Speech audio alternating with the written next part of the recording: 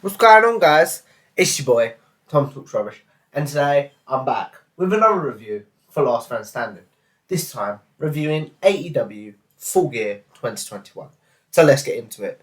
Unfortunately, due to time constraints, I didn't get to watch the buy-in, so we won't be talking about that. So the first match we kicked off, that kicked off the main card was MJF versus Darby Allin.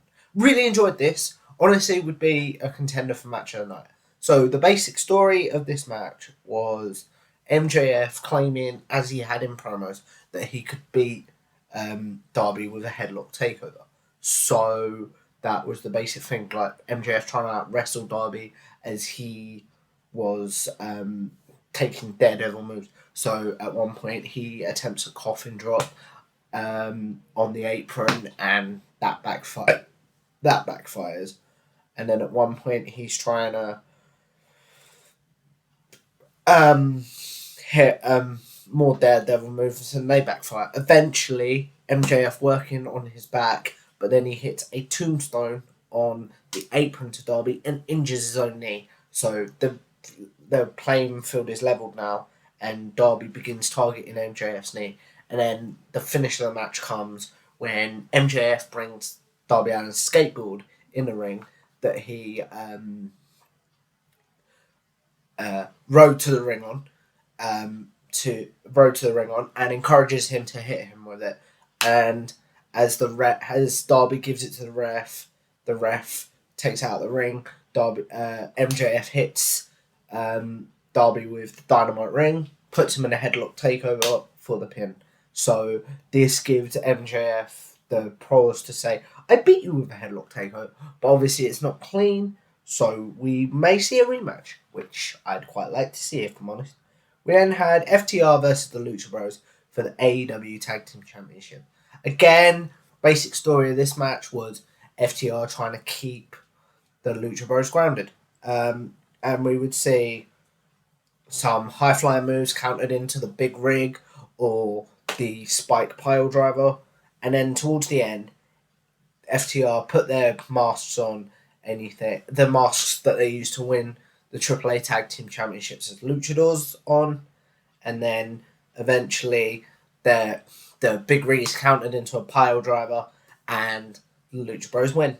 Again, enjoyed this match. I can't do it justice because it was too fast, but yeah, I'd check this one out if I was you.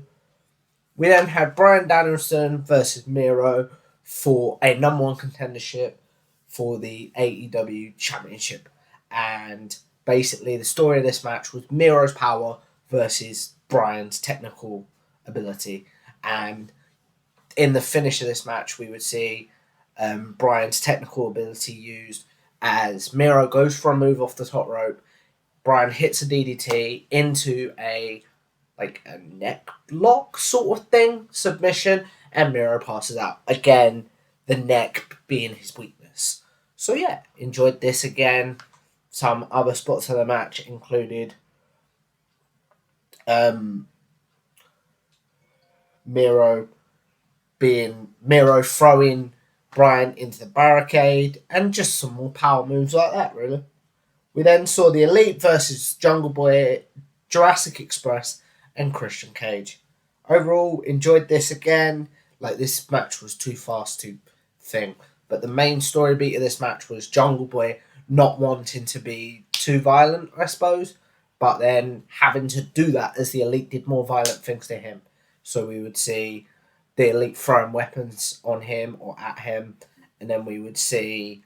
and then towards the end of the match, we would finally see Matt Jackson and Adam Cole thrown off the stage by Luchasaurus, and then at one point Christian dived off the arena, which was really cool.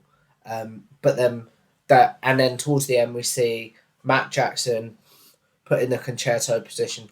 Looks like Christian's gonna do it until he hands a chair to Jungle Boy, who finally hits a concerto for them to win.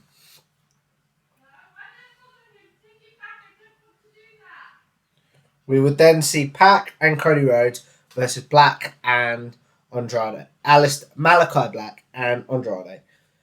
This match basically was Pac and Cody can't work together, so they keep tagging each other in, and then towards the end of the match, they get some cohesion. Cody has a figure four leg lock on.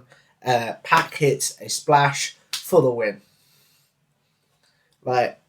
This was my weakest point of the night, if I'm honest, guys, because I just don't see the point of this match, I suppose.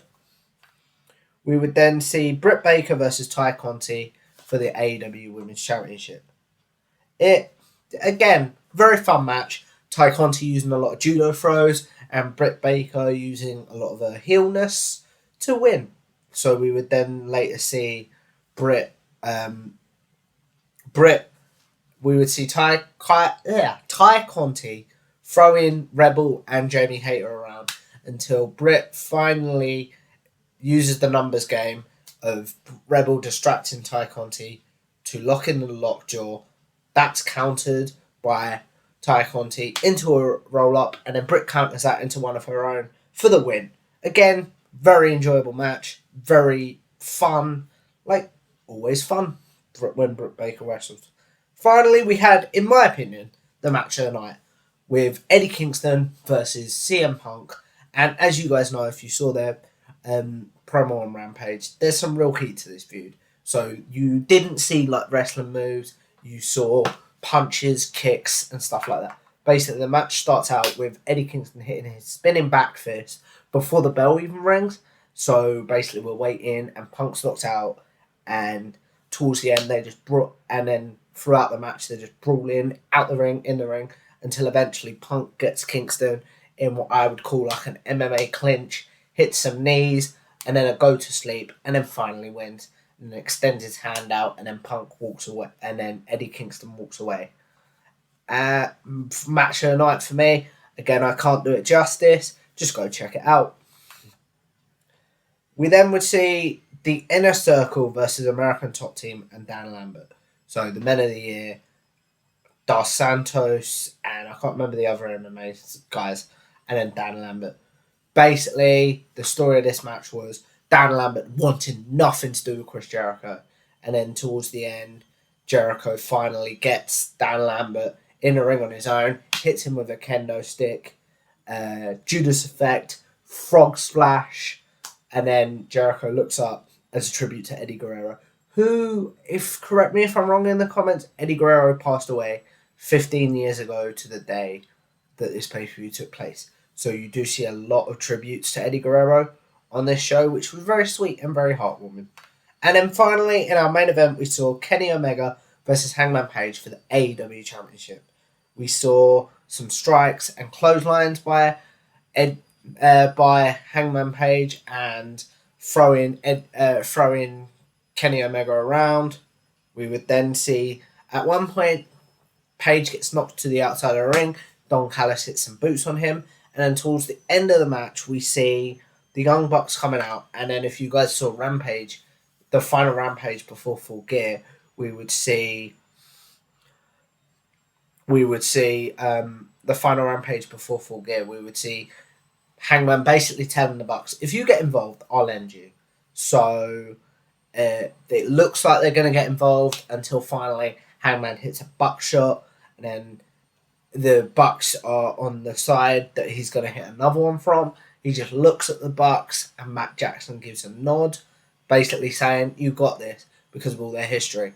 And then 1, 2, 3, he finally went. Hangman Adam Page is the new champion. Yeah, overall, really enjoyed this. Really enjoyed this pay-per-view. But then towards the end, you see Dark Order hoisting him on his shoulders. I think it was Alex Reynolds passing him a beer and Hangman chucking it away and just embracing the Dark Order. Very wholesome moment to end a very good pay-per-view. Overall, I'd give this pay-per-view probably an 8 out of 10. Only thing that I didn't like was the Cody Pac tag team match. And just for me, it was a bit too long and I didn't enjoy some moments. And I couldn't enjoy as many moments because it was so long. But other than that, very good pay-per-view. If you guys like this video, Make sure you subscribe to Last Man Standing, and we will see you in the next one. Bye bye.